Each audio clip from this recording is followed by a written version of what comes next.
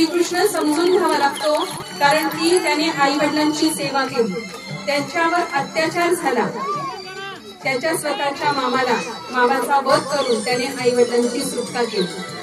श्रीकृष्ण जीवनाचा संपूर्ण आदर्शच घडवून येतो. तो स्वतः शस्त्र उचलत नाही, पण शस्त्र उचलताना न्यायाच्या बाजूने तो उभा असणारा पांडवांना एक आदर्श त्या ठिकाणी घालतो आणि प्रसंगी आपल्या नातेवाईकांसमोर, गुरूंसमोर शस्त्र उभारण्यास तो त्यांना विनवतो, त्यांची मानसिक तयारी करतो. हा श्रीकृष्ण समजून घ्यायचा असेल तर त्यासाठी आपल्याला या ठिकाणी आजच्या काळात अत्याचार, भ्रष्टाचार, ज्या अनिष्ट रूढी आहेत, ज्या नवनवीन समस्या तयार होत आहेत, त्यांची हंडी आपण आज फोडतो आहे असं समजूया आणि या दहीहंडीच्या कार्यक्रमात सर्व बालगोपाल आनंदित उत्साहात साजरा करूया. विनंती करेल की तिने तिची ही हंडी का फोडते आहे याचं तिच्या भाषणातून सुंदर असं विचार मांडणार व्यक्त करेल.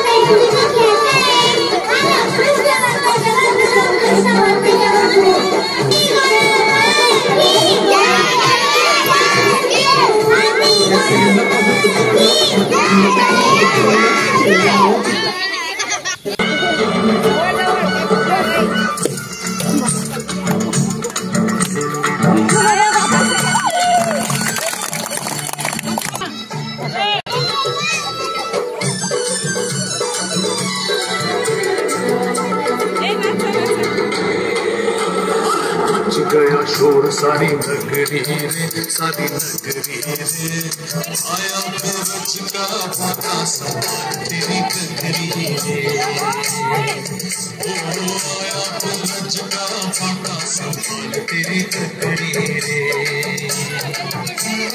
मच गया शोर सारी नगरी रे, सारी नगरी रे, आया सूरज का फाका सवार तेरी नगरी।